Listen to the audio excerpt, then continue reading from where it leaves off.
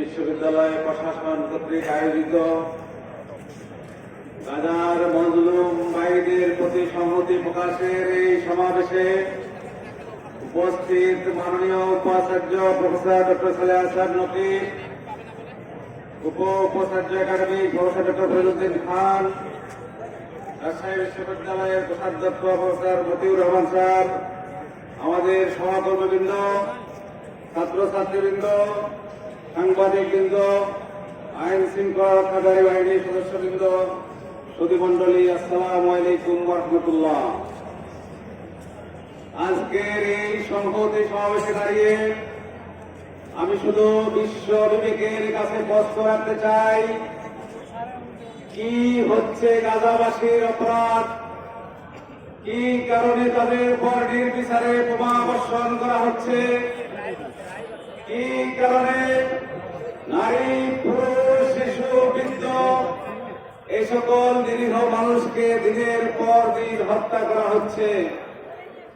সম্মানিত ভাই বোনেরা আমার, দুনিয়ার কোন যুদ্ধ নীতিতে শিশুদের উপর হামলা করার নিয়ম নেই, বৃদ্ধদের উপর হামলা করার নিয়ম নেই, অসহায় নারীদের উপর হামলা করার নিয়ম নেই।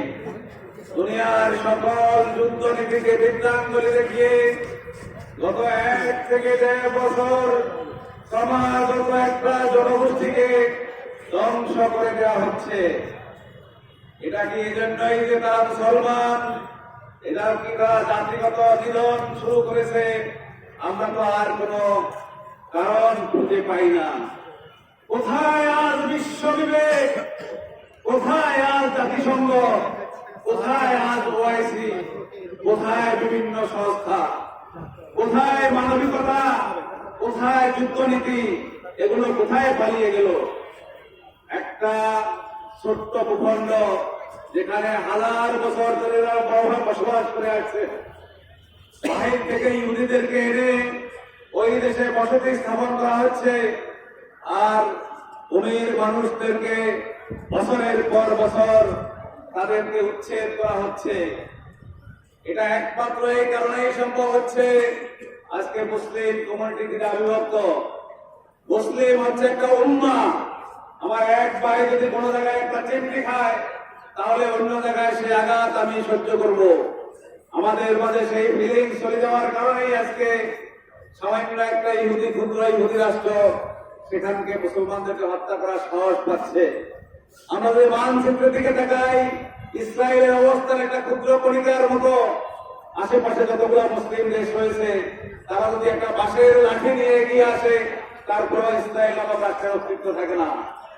আমি আহ্বান জানাবো মুসলমানদেরকে, আপনাদেরকে জেগে ওঠার সময় হয়েছে, নাহলে কেউই বাঁচতে পারবেন না। আজকে গাজাবাসী ধ্বংস হবে, কালকে মিশর ধ্বংস হবে, এরপর জর্ডান ধ্বংস হবে, সিরিয়া ধ্বংস হবে, ইয়েমেন ধ্বংস হবে, সৌদি আরব ধ্বংস হবে, ইরাক ধ্বংস হবে, কেউই রক্ষা পাবেন না।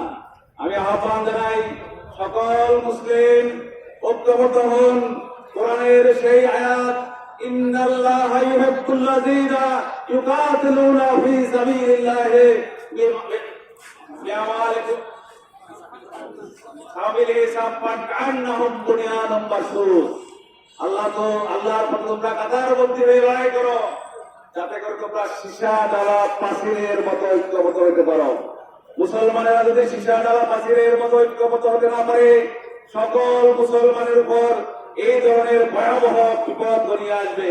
আমি সকল মুসলিম ভাই বোনদেরকে ঐক্যবদ্ধ থাকার আহ্বান জানিয়ে আমার কথা এখানে শেষ করছি। আসসালামু আলাইকুম ওয়া রাহমাতুল্লাহি ওয়া বারাকাতুহু।